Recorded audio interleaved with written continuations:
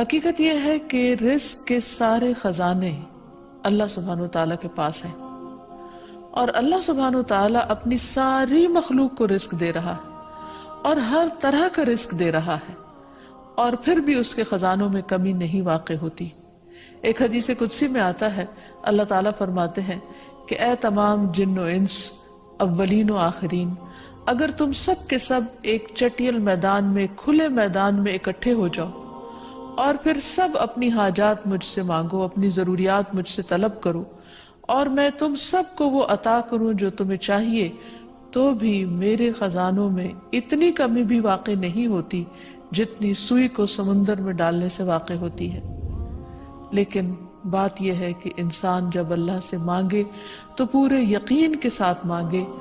امید رکھ کے مانگے، اور کسی بھی قسم کی مایوسی کا شکار نہ ہو، کیونکہ دعا ان تمام چیزوں میں فائدہ دیتی ہے جو نازل ہو چکی ہیں، اور ان میں بھی فائدہ دیتی ہے جو نازل نہیں ہوئی، یعنی وہ تمام مشکلات جو انسان پہ پڑ چکی ہیں یا آئندہ آنے والی ہیں،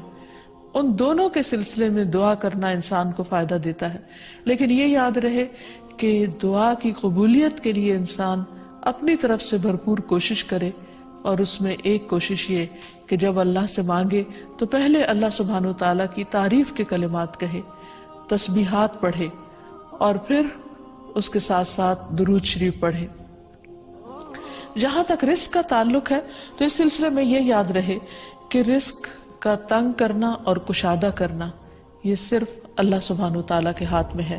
وہ جس کو چاہتا ہے زیادہ دیتا ہے، جس کو چاہتا ہے کم دیتا ہے۔ قرآن مجید میں اللہ تعالیٰ فرماتے ہیں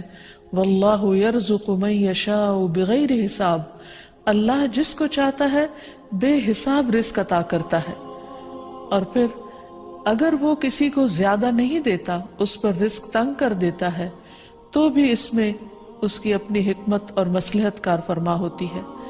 بعض لوگوں کو رزق کی زیادتی نقصان دیتی ہے، اور بعض لوگوں کو رزق کی کمی فتنے اور مشکل میں ڈال دیتی ہے کہ ان کے ایمان جانے کا خطرہ ہوتا ہے۔ اسی طرح بعض کو رزق کی کشادگی اللہ کی یاد سے غافل کر دیتی ہے،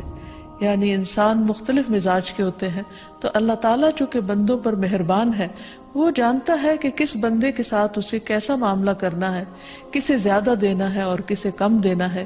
اس لیے ہمارے معاملے میں اللہ تعالیٰ کا جو بھی فیصلہ ہو اسے بخوشی قبول کر لینا چاہیے، اور اس کے ساتھ ساتھ اس سے اچھی امید رکھنی چاہیے۔ رزق کے سلسلے میں یہ بات بھی یاد رہے کہ اگر کبھی رزق میں تنگی ہو رہی ہو تو ہو سکتا ہے کہ اس تنگی پر صبر کرنے کی وجہ سے انسان کے اتنے درجات بلند ہو جائیں کہ بہت بڑی بڑی نیکیاں بھی اس کے مقابلے میں ہیچ ہوں۔ پھر اسی طرح بعض اوقات انسان کے لیے ناشکری رزق کی تنگی کا ذریعہ بن جاتی ہے، تو اس سے بھی انسان کو پرہیز کرنا چاہیے۔ خواہ انسان کے پاس تھوڑا ہی ہو تو بھی اس پر اللہ تعالیٰ کا شکر ادا کرنا چاہیے، کیونکہ اللہ تعالیٰ کا وعدہ ہے لَإِن شَكَرْتُمْ لَأَزِيدَنَّكُمْ، اگر تم شکر ادا کرو گے تو میں تمہیں اور زیادہ عطا کروں گا۔ کیونکہ ہر انسان جس کے پاس جتنا بھی ہے وہ عموماً کمی کا رونا روتا رہتا ہے۔ اسی لیے ہمیں یہ سکھایا گیا ہے کہ رزق کے معاملے میں ہم یعنی دنیاوی معاملات میں اپنے سے نیچے والوں کو دیکھیں کہ ان کے پاس کیا ہے، تو انسان کے پاس جو کچھ بھی ہو انسان اس پر راضی ہو سکتا ہے، مطمئن ہو سکتا ہے، خوش ہو سکتا ہے، اور اللہ تعالیٰ کا شکر گزار ہو سکتا ہے۔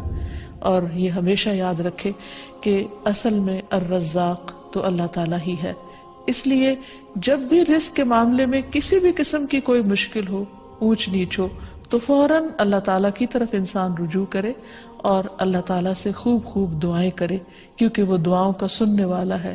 قریب مجیب ہے، بہت قریب ہے اور ہر بات کا جواب دیتا ہے۔ ایسا نہیں کہ وہ انسان کی دعا کو نظر انداز کر دیتا ہے، اور یہ تو اس کا خود حکم ہے، وَقَالَ رَبُّكُمُ ادْعُونِي أَسْتَجِبْ لَكُمْ، تمہارا رب کہتا ہے کہ تم مجھ سے مانگو تو میں تمہاری دعا قبول کروں گا۔ تو ہمیشہ ہمیں یہ یاد رکھنا چاہیے کہ رزق کی کنجیاں اللہ تعالیٰ کے پاس ہیں۔ فرمایا لَهُ مَقَالِيدُ السَّمَاوَاتِ وَالْأَرْضِ يَبْسُطُ الرِّزْقَ لِمَن يَشَاءُ وَيَقْدِرُ إِنَّهُ بِكُلِّ شَيْءٍ عَلِيمٌ، آسمانوں اور زمین کی چابیاں اسی کے پاس ہیں، وہ جس کے لیے چاہتا ہے رزق کشادہ کر دیتا ہے اور جس کو چاہتا ہے تنگ کر دیتا ہے، بلا شبہ وہ سب کچھ جاننے والا ہے۔ اور پھر تمام مخلوقات کے رزق کی ذمہ داری اسی پر ہے۔ فرمایا وما من دابۃ الا علی اللہ رزقها، اور کوئی جاندار ایسا نہیں کہ جس کے رزق کا ذمہ اللہ کے اوپر نہ ہو۔ کوئی ایک چھوٹی سے چھوٹی چونٹی اور اس سے بھی چھوٹی مخلوق، ان سب کو وہی کھلاتا اور پلاتا ہے، وہی زندگی دیتا ہے اور زندگی کے اسباب مہیا کرتا ہے۔ لیکن اکثر لوگ اللہ تعالیٰ کے اس اختیار سے لا علم ہیں۔ اسی لیے اللہ تعالیٰ فرماتے ہیں قل ان ربی یبسط الرزق لمن یشاء ویقدر ولکن اکثر الناس لا یعلمون، کہہ دیجئے بے شک میرا رب رزق فراخ کرتا ہے جس کے لیے چاہتا ہے اور تنگ کر دیتا ہے، لیکن اکثر لوگ علم نہیں رکھتے۔ یعنی بہت سے لوگ اس حقیقت کو بھول جاتے ہیں، اور جب ان کے پاس زیادہ آتا ہے تو وہ سمجھتے ہیں کہ یہ ان کی محنت کا نتیجہ ہے، یہ ان کی کوششیں اور ان کے سمجھداری ہے جس کی وجہ سے ان کو زیادہ ملا ہے۔ اور اگر کسی کے پاس کم ہوتا ہے تو عموماً لوگ سمجھتے ہیں کہ یہ اس کی اپنی حماقت اور بے وقوفی کی وجہ سے یا ناسمجھی کی وجہ سے اس کو نہیں مل رہا۔ حالانکہ بعض اوقات اللہ سبحانہ وتعالی انتہائی ناسمجھ لوگوں کو بھی بہت کچھ عطا کر دیتا ہے، اور بعض اوقات بہت زیادہ پڑھے لکھے سمجھدار عقل مند لوگ اپنے 2 وقت کے کھانے کے لیے بھی پریشان ہوتے ہیں۔ حقیقت یہ ہے کہ اللہ سبحانہ وتعالی جسے چاہے خوب نوازے، اور دینے سے اس کے خزانوں میں کوئی کمی واقع نہیں ہوتی، اور یہ اس کی اپنی مشیت اور اس کی اپنی چاہت ہے۔ وہ چاہے تو اپنے نافرمانوں کو بہت کچھ دے دے۔ ہم دیکھتے ہیں کہ دنیا میں بہت سے لوگ اس کی ذات کا بھی انکار کرتے ہیں، اس کے آگے سجدہ بھی نہیں کرتے، اس کی راہ میں کچھ صدقہ خیرات بھی نہیں کرتے، لیکن اس کے باوجود ان پر رزق برستا ہی چلا جاتا ہے، کیونکہ اللہ سبحانہ وتعالیٰ ان کو ڈھیل دیتا ہے۔ پھر اسی طرح اللہ تعالیٰ نے ہر ایک کا چونکہ رزق مقرر کر رکھا ہے، تو جن کے حصے میں زیادہ دیا یا زیادہ رکھا ہے، وہ ایسا نہیں کہ ضروری طور پر ان کی کسی نیکی کی وجہ سے ہی ہو، وہ اللہ تعالیٰ کی تقسیم کی بنا پر ہے۔ اللہ تعالیٰ کا اپنا فیصلہ ہے جو اس کی حکمت پر مبنی ہے، جسے انسان نہیں جانتے، کیونکہ اللہ تعالیٰ نے ہر انسان کا رزق مقرر کر رکھا ہے، اور جو انسان کے مقدر میں ہوتا ہے وہ اس کو مل کر رہتا ہے۔ اسی لیے جابر بن عبداللہ کہتے ہیں کہ اللہ کے رسول صلی اللہ علیہ وسلم نے فرمایا، اگر ابن آدم اپنے رزق سے اسی طرح بھاگے جس طرح موت سے بھاگتا ہے، تو بھی رزق اسے اسی طرح پالے گا جس طرح اسے موت پا لیتی ہے، یعنی اس کا رزق اس تک پہنچ کر رہے گا۔